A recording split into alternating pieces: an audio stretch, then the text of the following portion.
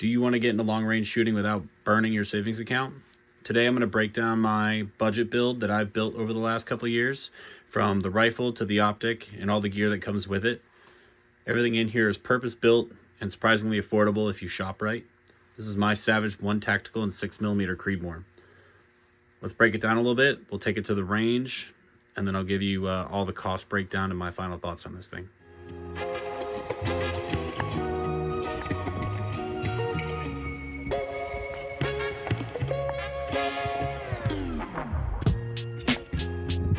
Let's start with the heart of this system. This is the Savage 110 Tactical chambered in 6mm Creedmoor. From the factory, this rifle delivers sub-MOA precision with its 26-inch heavy barrel, factory installed 20 MOA rail, and the Savage's adjustable AccuTrigger. I didn't leave this thing very stock. I dropped it into the MDT Oryx chassis. This is an all-aluminum adjustable comb M-LOK slots. It feels a whole lot better in the hand than the original polymer stock. And for the total cost of this chassis, it was well worth the investment. But let's talk about its sub-MOA group, and let's take it out to the range, and I'll show you the group that we shot.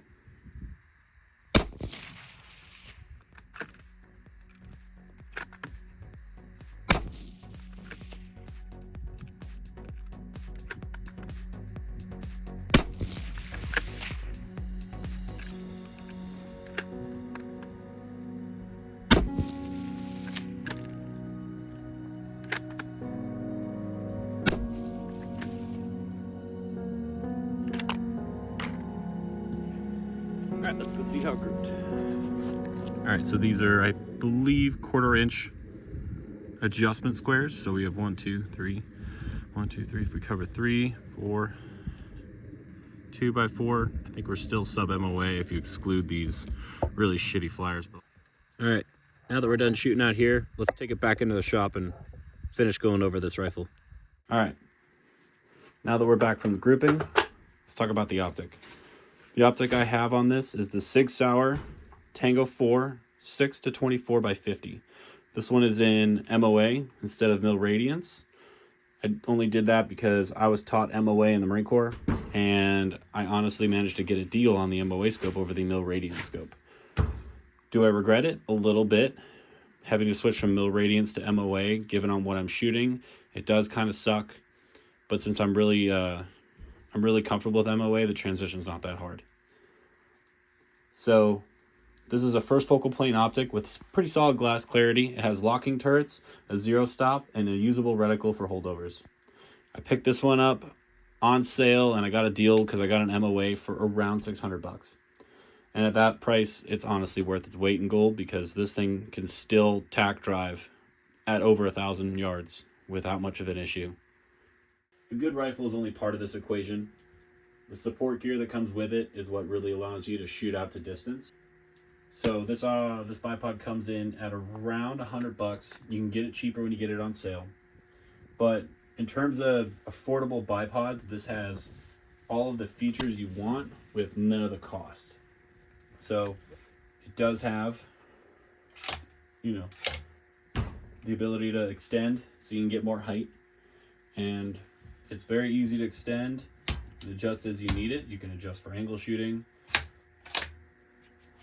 And then when it comes to putting the legs up, it's not like a Harris bipod where you overcome spring pressure. You push, there we go, push down, and then it just rotates forward. And it works the same way for both of it. And all you have to do is just flip them down. And then it comes with a rear lock to allow you to work on your traverse. And then you just have to reach under, flip it over, and it locks. Now this rifle is actually pretty heavy, so even when it's in full lock, you can still move it. It just gives it a lot more tension. So yes, it is $100. You're not going to get that rock solid, support you need, but for the job that it can do, it's well worth the money. Okay, so let's talk about the rear support. For rear support, I'm using this Armageddon Gear rear support bag. There we go, give you that. Armageddon Gear. This is an insanely good rear support bag. The texture on this bag is perfect for any situation you find it in. The V is this very sticky mesh that when you stick the stock in, it's going nowhere. And then the rest of the bag is a durable nylon. The bottom is also that sticky mesh. As you can tell, it gets dirty real quick. So if you want to set it upside down, you have a solid shooting base. But you can pick this bag up for relatively cheap. I found it at Turner's. So it's pretty much out there. It's not like you have to go specialty ordering rear bags. But a good rear bag is what makes you a solid shooter and keeping that gun stable when you're shooting out to distance. For rangefinders, right now I'm using the Vortex Diamondback HD 2000. This rangefinder can pretty much go the distance for what the purposes I need it for. And as you can tell, it definitely gets its fair share of use with all the dirt on it. I highly recommend. The lens quality is incredibly clear. The buttons are pretty simple and easy to use. Battery life is not the best, but it's not the worst also. Just have some spare batteries and you should be fine. But this is the kind of rangefinder that I look for when I'm shooting out the distance because it'll get the job done at an affordable price. Okay, let's talk spotting scopes for a second. Spotting scopes, they're definitely not required, I would say, in terms of long range shooting, but they're definitely a nice addition. This is the Anthlon Argos HD. It's in 20 by 60 by 85. So this thing can go from 20 magnification all the way to 60. Your large focus knob, and then the lens clarity is incredibly good given the cost of this thing. I think I picked it up, oh god, I couldn't even tell you. I'll tell you when I do the breakdown. It's definitely can take a beating. I've dropped it a couple times outside of a bag. It's still pretty dirty, but for the cost, if you need a spotting scope, this one can do the job really well. I also invested a little bit of money into this bubble level. It just hooks into the Picatinny rail, and it's just a very cheap rudimentary bubble level. But when you're shooting out at distance, having your gun level means the difference between you hitting and you missing.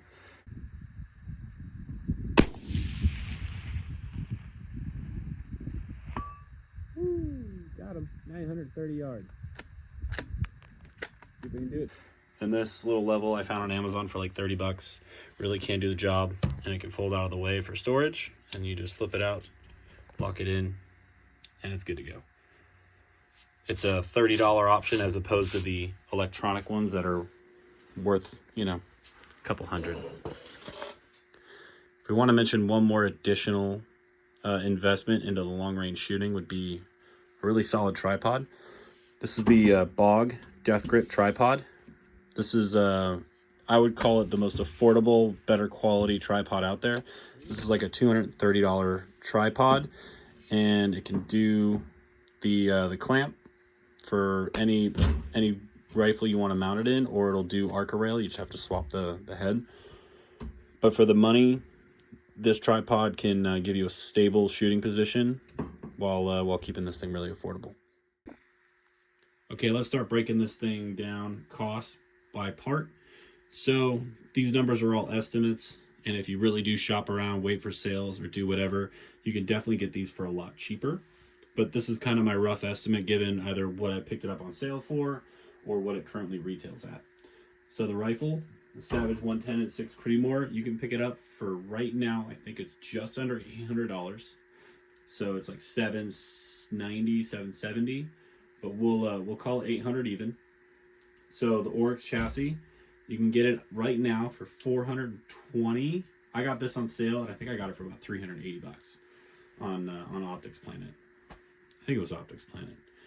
But you can definitely shop around for sales. The scope, I bought this a really long time ago, but the Sig Tango 4 right now retails on Amazon for under $800. So if we round up to 800, the rings, I'm not gonna lie, I don't even remember what brand these rings are, but they have been solid, and I'm not gonna change them. But a really rough estimate for rings, you can spend a lot of money, you can spend a little bit of money. $50 to $100 is pretty much where you want to spend, and you can get solid rings that are not going to move, and that's all that really matters.